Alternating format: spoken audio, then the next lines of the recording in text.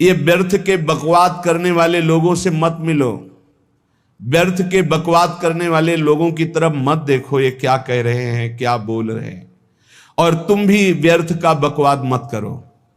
अपने समय को कीमती मान करके निरंतर प्रिया प्रीतम का नाम जप करो, उनके गुण लीला गाओ, उनकी सेवा में रहो। कभी प्रपंच की बातें, कभी प्रतिष्ठा का चिंतन, कभी नाना प्रकार के मान सम्मान का चिंतन, ये घुसने ना पावे हृदय में। बहुत सावधान रहना चाहिए साधक को। ऐसी बातें देखो मत, ऐसी बातें सुनो मत जिससे तुम्हारा हृदय उद्विग्न होकर प्रभु का चिंतन छोड़ दे।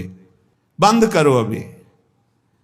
अन्य लोगों के संग का त्याग कर दो, जो भगवत विमुख वार्ता करते हैं, संत निंदा करते हैं, दूसरों की निंदा करते हैं।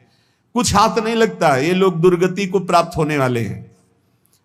भक्तन निंदा अति बुरी भूल करे जिन कोय, किए सुकृत बहु जन्म के छिन में दारे खोए।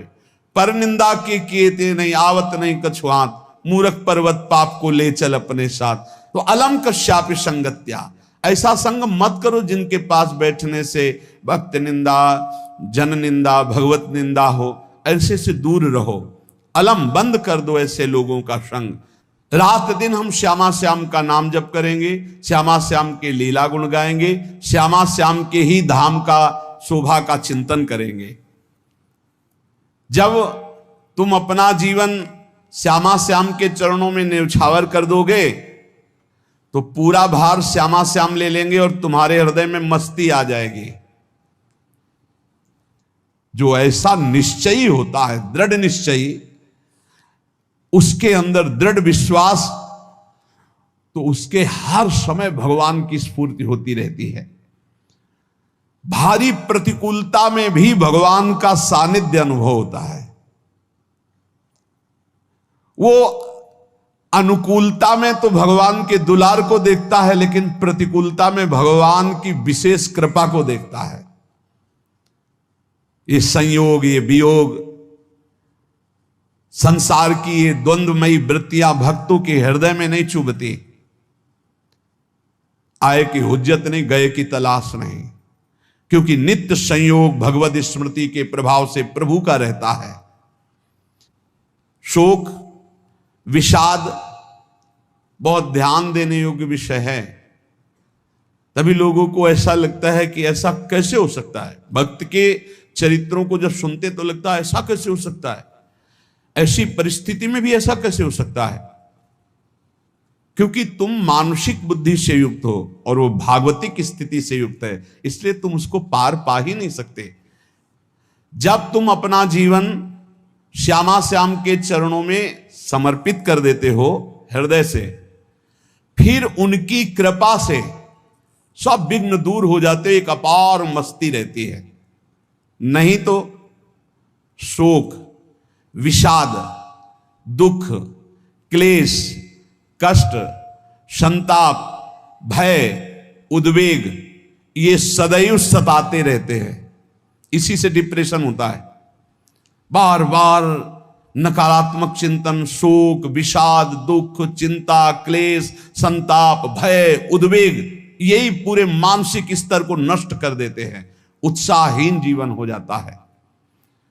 जब तुम श्यामा श्याम को समर्पित हो जाते हो तो ये सब प्रवेश भी नहीं करते, एक अपार मस्ती बनी रहती है। अब क्या होगा?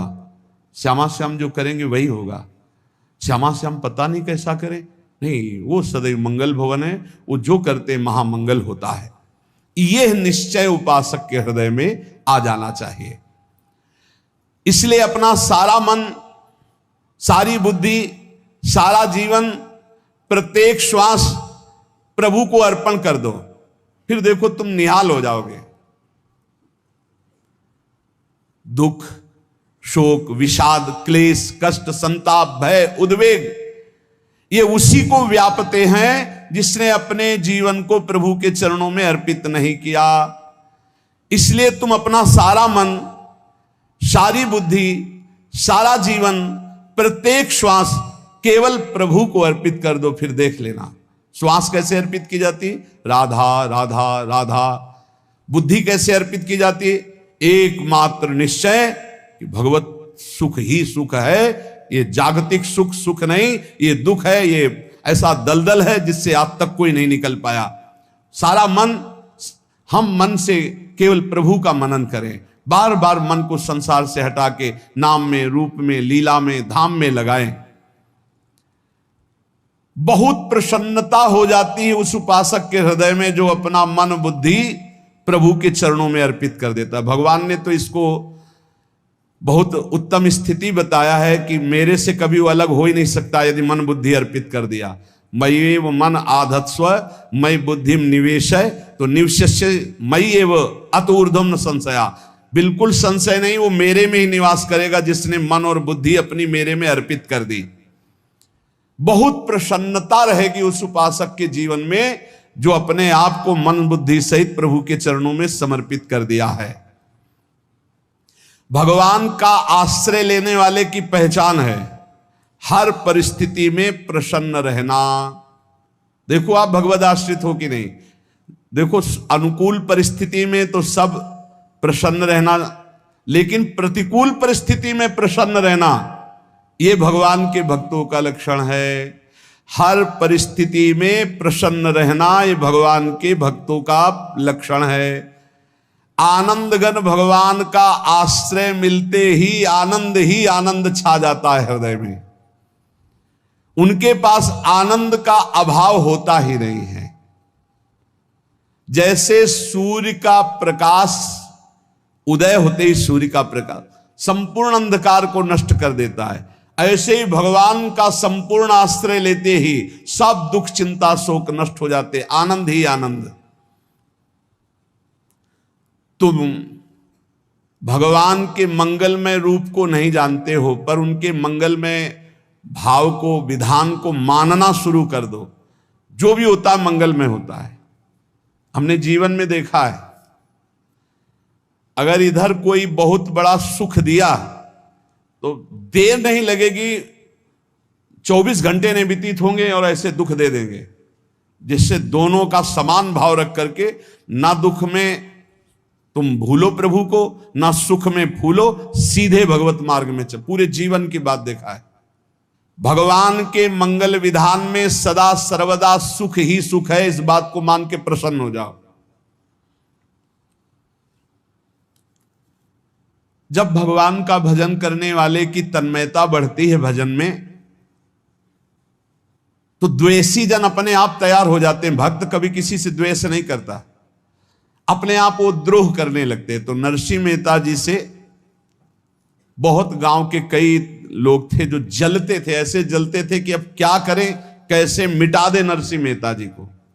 अब उपाय तो मिल नहीं रहा था। तो एक दिन संतों की मंडली आई और उन्होंने कहा कि हम रास्ते में कोई चोर आदि धन ना ले ले, इसलिए यहां से किसी की हुंडी चलती है क्या द्वारिका में? पहले ऐसा था। बोले हाँ हमारे यहां बहुत बड़े सेठ हैं नरसिंह मेहता जी, पर आप कहोगे वो मना कर देंगे।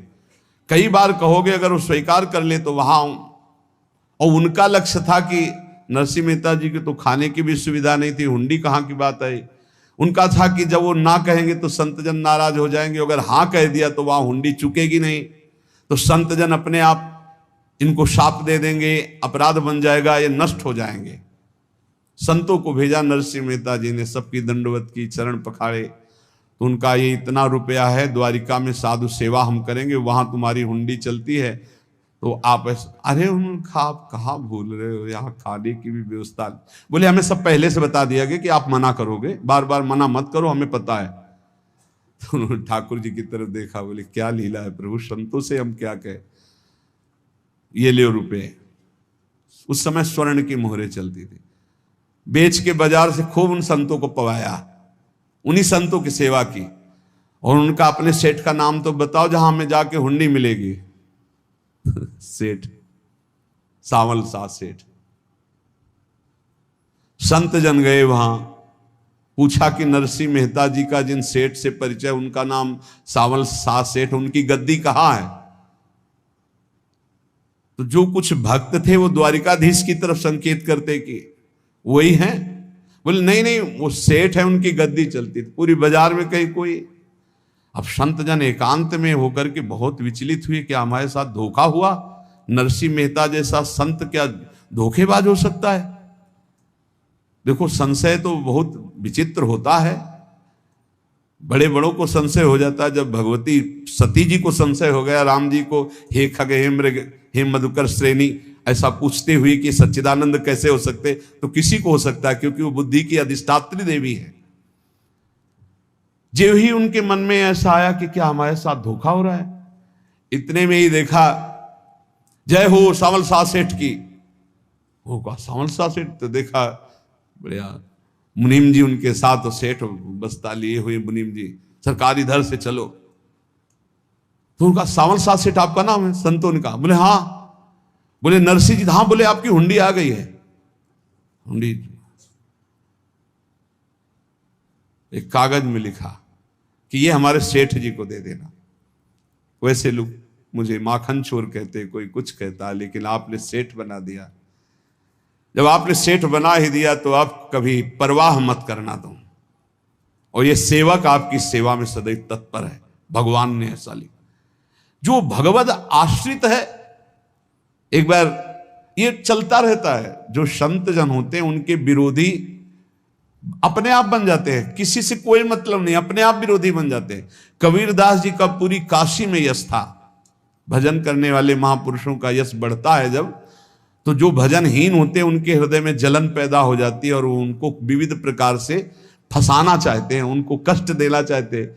तो कबीरदास जी के यश को धूमिल करने के लिए कुछ ब्राह्मणों ने एक रचना रची। मुड़ मुड़ा के कबीरदास जी के शिष्य बन करके पूरी काशी के सब आश्रमों में निमंत्रण दे आए। कल भंडारा है, संत सेवा है, सबने स्वीकार किया। कबीरदास जी अपनी दिनचर्या करके निकले तो संत मंडली आने लगी। बोले कै बजे सेवा है? साधु सेवा। बोले कौन सी साधु सेवा? बोले कल आपके शिष्यजन निमंत्रण दे के आए, पूरी काशी के सब संत आ रहे हैं। कबीरदास जी ने कहा यहाँ तो एक की भी व्यवस्था नहीं, पूरी काशी के संत आ रहे। अच्छा, समझ में आ रहा है, लीला बिहारी तुम लीला करना चाहते हो। गए अपना निकल गए गंगा किनारे, एक झाऊ के नीचे बैठकर अपना भजन ध्यान में मगन है। 11-12 बजे तो उन्होंने देखा संतों की मंडली, काशी तो बहुत। कबीरदास जी ने देखा कि आश्रम की, तो बोले पता नहीं क्या होगा, चलो चलते हैं। तो ऐसे गमछा वस्त्र करके ऐसे डालकर मुंह ढक करके वहां बड़ी बड़ी पंगत लगी थी। कबीरदास जी सबको पाओ जी पाओ। कबीरदास जी के रूप में स्वयं भगवान पाओ जी पाओ। कबीरदास जी ने कहा अच्छा, जब स्वामी परस रहे तो हम भी बैठ के पा ले। तो जब उसी पंगत में बैठ गए अपना कपड़ा ढक करके, और जब मोहरे की दक्षिणा दे रहे थे सब लोग कि वाह कबीरदास जी ने आज तो साधु से सबको। जब कबीरदास जी के सामने आए तो ऐसे मुंह ढके, बोले देखो जो मेरा होता है उसे मुंह छुपाना नहीं पड़ता, मुंह ढकला नहीं पड़ता। लो दक्षिणा, तुम भी दक्षिणा लो। कबीरदास जी को कबीरदास जी दक्षिणा दे रहे, और वो कबीरदास जी है भगवान, और ये पाले वाले कबीरदास जी है भगवान के जन। कभी भगवान अपने अरे जमाने जोर लगा ले, कितना जोर लगाएगा, भक्त और भगवान का झंडा कभी न झुकने पाएगा। बिल्कुल चिंता शोक भय उद्वेग रहित जीवन भगवद आश्रित। तुम भगवान के मंगल विधान में सदा सर्वदा प्रसन्न रहो। अब ये विचार कर लो कि भगवान जो करेंगे तुम्हारा मंगल करेंगे। अब थोड़ा ऐसा बीच में लगता है कि अमंगल हो रहा है क्या, लेकिन पक्का समझो बहुत बड़ा मंगल उनका विधान होता है। बहुत ही उत्तम मंगल होता है भगवान के शरणागत का। भगवान हमारे विचारों वाले नहीं हैं, हमारे विचार प्राकृतिक है, भगवान के विचार चिदानंदमय हैं। वो अपने विचार से हमारा मंगल करते हो, हम अपने विचार से मंगल चाहते हैं। भगवान के विचार से मंगल ही हमारा होगा, इसलिए कभी हमको चिंता शोक भय नहीं करना चाहिए। भगवान की ओर से कभी तुम्हारे लिए ऐसा विधान नहीं होगा कि तुम दुखी हो जाओ, बस तुम्हारी सोच हो सकती है, उसका परिणाम बहुत मंगल होगा। जगत की ओर से निराश हो जाओ, किसी से आशा मत रखो, फिर आप देखो आपका जीवन कैसा आनंदमय व्यतीत होता है। ये जो जगत की आशा है यही दुख प्रदान करती, सच्ची जगत की आशा ही दुख प्रदान करती है। अगर जगत से कोई संबंध न रखा जाए और भगवत भाव में रहकर तो बहुत अच्छा जीवन चलेगा। अपने कर्तव्य का पालन करो, परिवार को भगवत स्वरूप मानकर पोषण करो, किसी से कोई संबंध मत रखो, कोई आशा मत रखो। यही अध्यात्म सिखाता है। अपने आप भगवत स्वरूप, सबका व्यवहार मंगलमय और आपका जीवन मंगलमय। अपने घर में ऐसे रहो जैसे किसी अतिथि के घर में रह जाता है। चलना है, यहां से जाना है। कौन रहता है अपने घर में अतिथि की भांति? भगवान का भक्त। जाना है यहां से, अपनी प्रिया प्रीतम के पास जाना। ये हमारा घर नहीं है, यहां तो हम समय व्यतीत कर रहे हैं, अपनी आयु व्यतीत कर रहे हैं भगवत आराधना करते हुए। हमें जाना है प्रिया प्रीतम के पास। वास्तविक घर भगवान का धाम है हमारा। वास्तविक घर वाले प्रभु हैं हमारे, जो नित्य सच्चिदानंद भगवान के चरणों में अपने चित्त को समर्पित करता रहता है। उसको यह अनुभव होने लगता है कि बड़ी कृपा है हमारे ऊपर भगवान की, बड़ी कृपा है हमारे ऊपर। सर्वसमर्थ परम सुहृद भगवान ऐसे भक्त के ऊपर हर समय वरद हस्त रखे रहते। ये केवल प्रवचन नहीं, सच्ची बात मानिए। ऐसे भगवान का वरद हस्त हर समय रहता है। जब भगवान की छत्र छाया में भक्त अपने को देखता है तो आसपास घोर विपत्तियों का भी समुदाय हो तो भी वो आनंद में मगन रहता है। हर हालत में आनंदित रहना ये भक्त का स्वभाव है। भगवान ऐसे भक्तों को प्यार करते हैं जैसे कछुआ अपने अंडे को बाहर रख आवे और रात दिन उसका चिंतन करे। जब भक्त भगवान को समर्पित होता है तो भगवान रात दिन उसकी ऐसे चिंतन सुरक्षा करते हैं। अभय, ये दैवी संपदा का पहला गुण है। ये भगवान के शरणागत पर जागृत हो जाता है। वो भयभीत नहीं होता, किसी भी उससे भयभीत नहीं होता। यही डर ही डरप हरिवंश हित, जिनो भ्रमय गुण सलिल पर। इस डर से डरते रहना चाहिए कहीं गुण रूपी पानी में फिसल न जाए, नहीं तो गलती हो सकती है। साधक सावधान रहे। ये अभय दैवी संपदा का सबसे बड़ा गुण है। जो भयहारी भगवान की शरण में आ जाता है तो उसके अंदर ये अभय प्रकट हो जाता है। अगर कहीं तुम्हें एकांत में भय लग रहा है, एक आदमी तो एकांतिक में आए थे, वो कह रहे थे कि हमें हर समय भय लगा रहता कि कोई हमारे पीछे है। अंधेरा तो लगता कोई खड़ा है, मैं जीना मुश्किल हो गया, ऐसा भय। देखो ये मन कैसा है, भगवान से विमुख होने पर कैसे डरवाता है। वो कह रहे हैं हर समय मुझे डर लगा रहता है, कोई सामने खड़ा है, कोई पीछे खड़ा है, ऐसा भय लगने लगता है। और जब भगवान की शरण में आ जाते हैं तो ये अभय स्थिति हृदय में जागृत हो जाती है। कोई भी भय आसपास आ ही नहीं सकता, यहां तक कि नरक का भी भय खत्म हो जाता है जो भगवान की शरण में है। महापापी भी पुण्यात्मा महान भक्तों के समान वो उत्तम गति को प्राप्त हो जाता है जो भगवान की शरण में हो जाता है। पर ये जो भोगों का आश्रय लिए हुए हैं, मनमानी आचरण कर रहे हैं, ये कभी उस अभय को जान ही नहीं सकते कि अभय पद है क्या। इनको तो कदम कदम पर शोक, भय और दुख की प्राप्ति होगी। कोई बचा नहीं सकता जो भोगों में लगे हैं, मनमानी आचरण कर रहे हैं। अगर निर्भय होना चाहते हो, परम सुखी होना चाहते हो तो भगवान के शरणागत हो जाओ। सारे जगत को अभय दान देने वाले भगवान हैं। भगवान का एक प्रण है, ममपन शरणागत भयहारी। जो मेरी शरण में आ गया उसके भय का मैं नाश कर देता हूं। साधना में अवस्था मन की मानी जाती है कि आप कितने अच्छे साधक हैं। यदि आपका मन भगवदाकार है, हर समय भगवत चिंतन चल रहा है, आपके स्वप्न भागवतिक आ रहे हैं, आपके विचार भागवतिक हैं, तो आपकी अच्छी साधना हो रही है। और यदि आपके स्वप्न गंदे आ रहे हैं, क्योंकि स्वप्न में मन का ही सारा खेल होता है, और आपकी चिंतन वृत्ति वासनात्मक चल रही, तो अभी साधना का प्रभाव मन पे नहीं पड़ा है।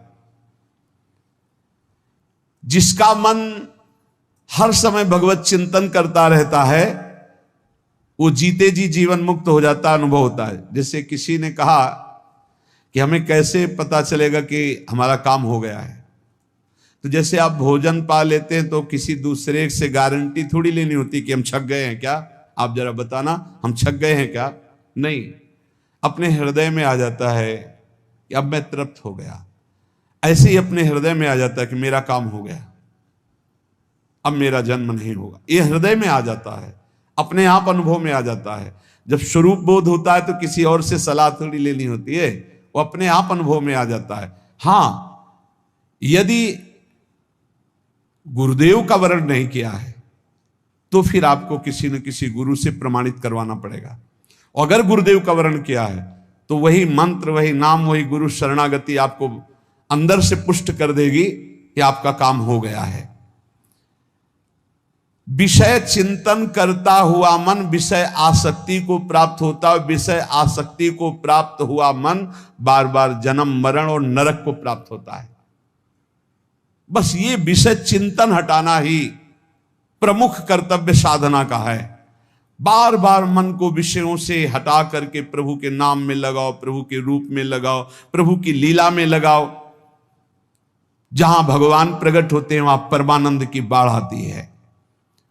पर ये ध्यान रखें, गुलाब का फूल कांटों में खिलता है, उसकी सुगंध लेनी, फूल लेना है तो कांटों से बचाकर। ऐसे ही जब आप भगवत चिंतन के लिए चलेंगे तो आपका चिंतन चुराने के लिए माया विविध नाटक करेगी, कांटे फैलाएगी। कोई तुम्हारी निंदा करेगा, कोई अपमान करेगा, कोई उपहास करेगा, तुम्हारी अव्यवस्था हो सकती है, तुम्हारी परिस्थिति बहुत भयावह हो सकती है। इन परिस्थितियों में भी भगवत चिंतन का तार ना टूटने पावे तो आगे गुलाब का फूल है। जैसे कांटे से बचाकर गुलाब का फूल लेते हैं और भगवत अर्पित करके सौरभ का सुख लेते हैं, ऐसे ही भगवान के प्रेमानंद का अनुभव करने के लिए संसार के कांटों से बचना होगा। और खिलेगा यही फूल संसार में ही, मनुष्य देह में, और योनियों में नहीं। भगवत प्राप्ति स्वर्ग में नहीं होगी, इसी मृत्यु लोक में होगी। पहले मन नहीं लगता भगवत चिंतन में, भगवत चिंतन जबरदस्ती करना पड़ता है। भगवत चिंतन जे ही प्रारंभ करोगे ते ही बहुत बाढ़ आ जाएगी पाप चिंतन की। ध्यान दीजिए, बहुत लोग प्रश्न करते रहते हैं कि हम जब भजन में बैठते हैं तो बहुत गंदी बातें आती, मन बड़ा चंचल होता है, भाग जाता है। ऐसा प्रारंभ में जब कोई भगवत चिंतन प्रारंभ करता है तो उसका मन विषयों में भागता है, गंदी बातों में भागता है। अब लोग कहते पहले तो हमारा चिंतन बढ़िया होता था, अब चिंतन नहीं होता। तो कोई सिद्ध पुरुष थोड़ी हो गए, तुम्हें जबरदस्ती चिंतन करना होगा। जगत के प्राणी में जहां मन जाए तो इसमें भी भगवान, पदार्थ में मन जाए तो उसमें भी भगवान, जहां जहां मन जाए वहां वहां भगवान देखो, या मन को हटाकर नाम मंत्र में लगाओ। ऐसे भगवत स्मृति जागृत की जाती, बार बार प्रयास करना होता है। कई लोग ये प्रश्न करते हैं कि हमसे बड़े पाप हो गए तो क्या हमें भगवान की प्राप्ति हो जाएगी? तो यहां कह रहे हैं भगवान किसी के पूर्व जीवन को नहीं देखते हैं, वर्तमान के भजन को देखते हैं। पकड़ो इस बात को। अगर वर्तमान में आज आप सुधर गए हो, नाम जप कर रहे हो तो आप भक्त हो। ये गीता जी में भगवान ने कहा, अपिचेत सुदुराचारो भजते माम अनन्य भाग साधुरेव समंतव्या सम्यक व्यवसिता। ऐसा बहुत दुराचारी पहले रहा है, बाद में उसके मन में आ गया कि भगवान के सिवा हमारा कोई कल्याण करने वाला नहीं, हमारा कोई नहीं। तो भगवान कहते हैं मैं उसे साधु ही मानता हूं, उसे साधु बना देता हूं। भगवान किसी के पूर्व जीवन को नहीं देखते। बहुत बढ़िया बात है। कल तक हम क्या करते रहे भगवान नहीं देखते, आज क्या कर रहे हो ये देखते हैं। यदि आज आप भजन में लग गए हो, अच्छे आचरण कर रहे हो तो आपको भगवत प्राप्ति हो जाएगी। भगवान ये नहीं देखते कि पूर्व में पुण्यात्मा रहा है कि पापात्मा रहा है। भगवान वर्तमान में देखते कि मेरा भजन कर रहा है, बस इसी से कल्याण कर देते हैं। पकड़ो इस बात को, तो कभी प्रश्न नहीं उठेगा कि क्या हमको भी भगवत प्राप्ति हो सकती है क्या। हमारा मन यदि श्री भगवान को चाहने लगे तो श्री भगवान हमारे मन में ही आकर बस जाएंगे। भगवान की रूप माधुरी में मन डूबने लगेगा। यथार्थ सत्य जो भगवान से थोड़ा भी प्यार करने लगे हैं, उनके हृदय में भगवान की उनकी भावना के अनुसार झलक आने लगी है। हृदय में प्रभु के आते ही अनंत जन्मों के संस्कारों का नाश हो जाता है।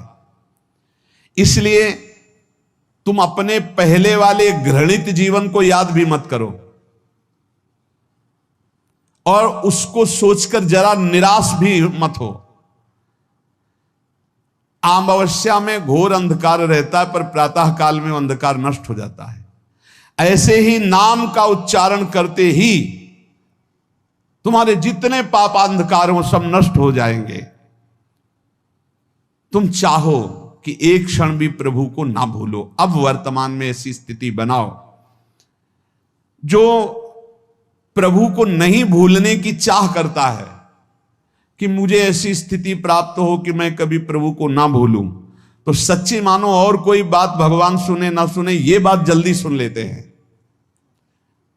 भजन की मांग करो तो बहुत जल्दी भगवान पूर्ण करते हो। भजन जिसका चलने लगा तो फिर लोक लोकांतर के सारी रिद्धियां सिद्धियां सुख वैभव तो उसके चरणों में लौटते हैं। जब हम प्रभु से प्रभु का स्मरण न मांगकर भोग मांगते हैं, तभी हमारा भजन रुक जाता है, भजन नहीं चल पाता। यदि हम प्रभु से केवल भजन मांगे तो विश्वास करो ब्याज में ये सब हो जाएगा। मूल भजन तो आपका बचेगा ही, ब्याज में लोक लोकांतर के भोग आपके चरणों में लुटते घूमेंगे। आप भजन करके तो देखो। अरे घिघियाने की जरूरत नहीं, किसी से मांगने की जरूरत नहीं, भजन करके देखो, सब ठीक हो जाएगा, सब अपने आप बन जाएगा। हम बहुत बड़ी भूल कर देते हैं कि थोड़ा भजन करके प्रभु से कुछ सांसारिक वस्तुएं, स्थितियां, परिस्थितियां बदलने की मांग कर लेते हैं, जिससे भजन छूट जाता है। प्रभु की स्मृति इतनी महान है कि जिन्होंने बैर भाव से प्रभु का स्मरण किया उनको भगवान की प्राप्ति हो गई। जैसे कंस आदि भगवान से बैर ही तो रखते थे, लेकिन भगवान की स्मृति रहती थी। स्मृति ने उनको भगवत प्राप्ति करा दी। स्मृति में महान सुख है, पर वो जब भक्ति रस से युक्त स्मृति होती तब माधुर्य रस, प्रेम रस का अनुभव होता है। कल्याण तो वैर भाव से स्मरण करने वालों को भी प्राप्त हो गया। यदि आप भक्त हो और ये चाहते हो कि आपकी भागवती की स्थिति बहुत जोर की हो, तो हम आपसे प्रार्थना करते हैं कि रोज प्रभु से एक ही बात मांगिए, मुझे अखंड स्मृति दीजिए। अर्जुन जी को पूरी गीता जी सुनने के बाद यही मिला, नष्टो मोहा स्मृति लब्ध्वा। स्मृति, प्रभु आप हम पे ऐसी कृपा कर दो कि हमारे हृदय में किसी और व्यक्ति, वस्तु, स्थान की स्मृति न रह जाए, केवल आपकी स्मृति रह जाए। ये चाह भगवान बहुत जल्दी पूर्ण कर देते हैं यदि उपासक हृदय से ये बात मांगे। भगवान की कृपा से ही ऐसा हो सकता है कि अखंड स्मृति, ये कर्म फल से नहीं मिलती है। प्रभु के प्रति निर्भर होकर जो दैन्यता पूर्वक प्रभु से मांगता है और हर समय अभ्यास करता रहता है भगवत स्मरण का, उसको ये स्मृति मिलती है। और स्मृति मिल गई तो इससे बड़ी कोई स्थिति नहीं, हर समय भगवान का स्मरण। प्रभु से मन प्रतिपल नया नया स्वाद लेकर के आसक्त होता रहता है, नवम नवम। प्रभु कभी बासी नहीं होते। जैसे किसी व्यक्ति को देखो तो देखते देखते मन हट जाएगा कि देख लिया, बहुत सुंदर है, ठीक है, लेकिन वो एक दिन मन हट जाएगा। और प्रभु की सुंदरता नवम नवम है, प्रभु के नाम का स्वाद नवम नवम है, प्रभु की लीला का स्वाद नवम नवम है, प्रभु के धाम की शोभा नवम नवम है। जैसे आचार्य महाप्रभु हरिवंश चंद्र जी कहते, नयो नेह नवरंग नयो रस नवल श्याम वृषभानु किशोरी, नव पीतांबर नवल चूनरी, नई नई बूंदत भींजत गोरी, नव वृंदावन हरित मनोहर, नव चातक बोलत मोर मोरी, नव मुरली जो मल्हार नई गति, सब कुछ नया। तो नवम नवम प्रभु प्रतिपल नवम नवम प्रभु का रूप, प्रियाजू का नवम नवम, अबहीं और अबहीं और अबहीं और है। तो कहते हैं जब मन निरंतर स्मृति में डूबता है तो जब प्रभु की रूप माधुरी प्रकाशित होती तो ऐसी नवम नवम कि कभी ये नहीं होता कि रूप बासी हो गया। ये वही रूप है जो हमने अभी देखा था। नवम नवम। इसलिए आनंद की उफान आती रहती है उपासक के हृदय में। ऐसी प्रियता, ऐसा आनंद बिना भजन के नहीं अनुभव में आएगा। इसलिए तुम विश्वास करो, तुम्हें बहुत सुंदर सुख मिलने वाला है, आगे अपार सुख मिलने वाला है। ये थोड़ा दुख का समय काट लो, जब तक जीवन है ये दुख सुख की लहर आती रहेगी, आप इसको सह जाओ। आगे बहुत आनंद है, विश्वास मान लीजिए, बहुत आनंद है। जो ये विश्वास कर लेता है वो प्रभु के मार्ग में चलकर प्रभु को प्राप्त कर लेता है।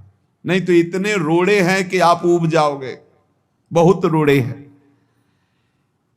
जो प्रभु के मार्ग में चलता है तो माया के बहुत से पार्षद अपना प्रभुत्व दिखाने उनके पास आते हैं, महिमा अपनी दिखाने, पर वो किसी वस्तु, स्थिति, अवस्था, प्राणी, पदार्थ का प्रभाव स्वीकार ही नहीं करता, क्योंकि भगवत स्मृति परायण है, भगवान की कृपा पर विश्वास है, इसलिए उसको कोई फंसा नहीं पाता।